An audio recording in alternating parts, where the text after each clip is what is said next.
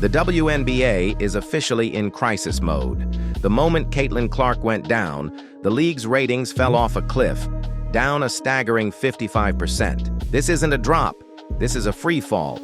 And no amount of spin, excuses, or TikTok clips can hide what the numbers are screaming loud and clear. Caitlin Clark isn't just the most talked about rookie in basketball. She's the entire WNBA's life support. And without her on the court, the fans aren't just disinterested, they're gone. Let's start with the cold, hard truth. The Chicago Sky versus New York Liberty game on June 10th should have been a blockbuster.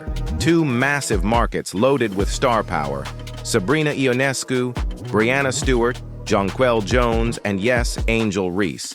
ESPN primetime slot. This wasn't ION Network or NBA TV or some obscure streaming site. This was the big stage. And yet, the numbers? A humiliating 606,000 viewers? That's barely scraping above 600K for a league trying to claim it's in the middle of a popularity boom. You take Clark out of the equation and suddenly nobody cares. The ratings don't lie, and what they're telling us is devastating. Without Caitlin, the WNBA is back to square one. Enter Colin Cowherd, who didn't mince words. He took one look at those numbers and went scorched earth on the entire league. His take? Caitlin Clark is the sun, and the WNBA is just a beach. If she's not shining, everything else goes dark. And he's not wrong. Cowherd called out the players who've spent more time throwing shade at Clark than playing ball. He called them petty, jealous, and self-destructive. And when you look at the numbers, his words aren't just criticism, they're prophecy. The moment Clark disappeared, so did the viewers. This wasn't about the Indiana fever. This was the entire league watching its spotlight vanish overnight. Cowherd didn't stop there. He reminded everyone what happens when a generational icon steps away. When Jordan retired, NBA viewership plummeted. When Tiger Woods stopped dominating golf, ratings nosedived. Some athletes aren't just stars, they're gravitational forces. Caitlin Clark, whether the WNBA likes it or not, is one of those forces. She's not the highest scorer in every game. She's not the most experienced, but she brings eyeballs, headlines, sponsorships, and energy. She brings something you can't coach, relevance, and the league desperately needs that right now, and let's be honest. This whole situation lays bare the uncomfortable truth about the rest of the league's so-called stars. Angel Reese, who's been gifted every media opportunity imaginable, still can't bring fans to the screen. Sabrina Ionescu, a fantastic player, no doubt, but the ratings prove she isn't moving the needle either. Breanna Stewart, Jonquel Jones, elite talent, yet the audience isn't showing up. Why? Because for casual fans and new viewers, Caitlin Clark is the reason they started watching in the first place. They aren't watching for the beef, the drama, or the social media battles. They're watching for a generational talent doing something special. When that magic is missing, so are the viewers. But here's where it gets even worse. The players who have gone out of their way to antagonize Clark, who've tried to frame her as an outsider, a threat, or worse, are now watching the league collapse under their own weight. Cowherd's message was crystal clear. You can't spend your time tearing down the one person keeping the lights on. You don't have to be best friends with her, but maybe don't treat the league's golden goose like an enemy. Because now the numbers are in, and the proof is brutal. The hate didn't just hurt Clark, it nuked the entire NBA's momentum. And what's the league doing about it? Absolutely nothing.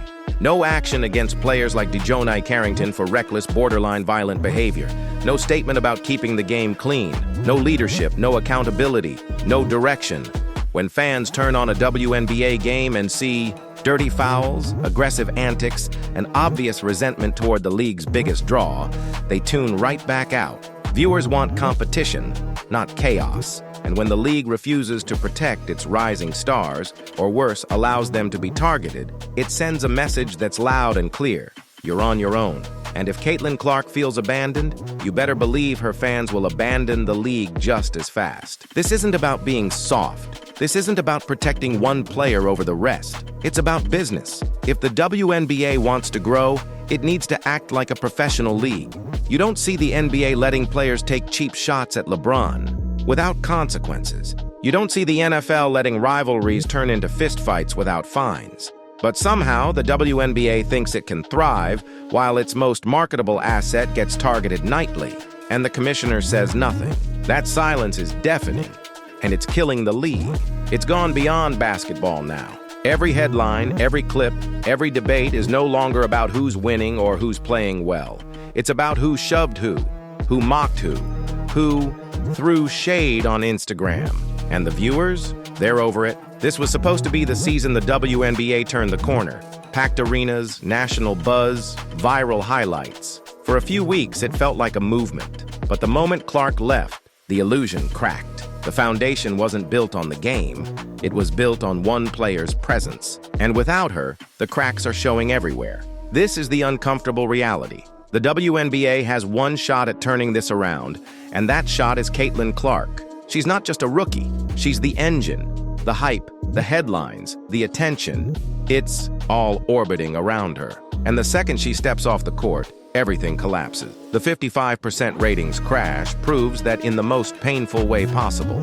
If that doesn't wake up the league, nothing will. Because here's the bigger truth. You don't have to like Clark. You don't have to root for her. But if you care about the future of women's basketball, you better hope she stays healthy, engaged, and protected. She is the ticket sales. She is the TV deal. She is the endorsement magnet. The moment she's out, fans are out too. You think 600K viewers is bad? Wait until it drops below 500,000. At that point, we're talking about numbers lower than regular season college, volleyball. And don't think this is just a temporary dip. If Clark were to suffer a season-ending injury, the WNBA would lose its momentum permanently. The buzz would disappear. The new fans would move on. The sponsors would pull back. And the players who spent all their time mocking her would be left wondering why nobody's watching anymore. We are witnessing a moment that should be a wake-up call for every player, every coach, and every league executive. You don't get too many Caitlin Clarks in a generation. You don't get too many chances to take a niche league and make it mainstream. And the WNBA had that chance.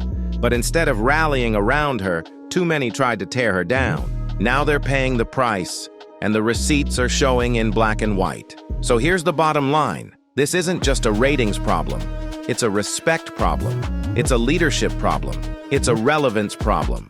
And it's all been exposed by one injury and a 55% crash in viewership. Caitlin Clark is the rising tide that lifts all boats. And if the WNBA wants to stay afloat, it's time they start acting like it, because if they don't, the next crash won't be just ratings, it'll be the entire league falling back into the shadows. And this time, there may not be another Caitlin Clark waiting to save it. And here's what no one in the WNBA seems to want to admit. This was avoidable. Caitlin Clark didn't come into the league demanding to be treated like a queen. She came to play.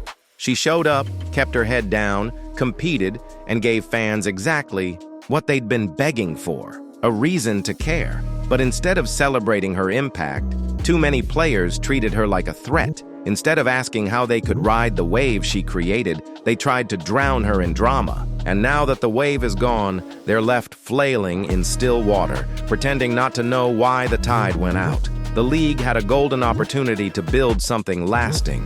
It had its Jordan moment, its Tiger Woods moment, its Serena Williams moment. But the difference is, those sports protected their stars. They invested in them.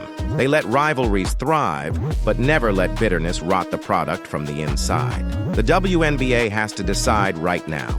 Is it going to build around its biggest star, or is it going to let jealousy torch the only bridge it has to mainstream relevance? October, next few weeks will be telling. If Clark comes back and the ratings immediately skyrocket again, the league can't afford to pretend it's a coincidence. The fans already know what's happening. The sponsors know. The networks know. The players may not want to admit it, but every seat filled and every eyeball watching is proof that Clark isn't just good for the game. She is the game right now. The league has to protect her, support her, and most of all, learn from this. Wake-up call before it's too late. Because if they don't change course soon, they won't just lose the fans, they'll lose the future.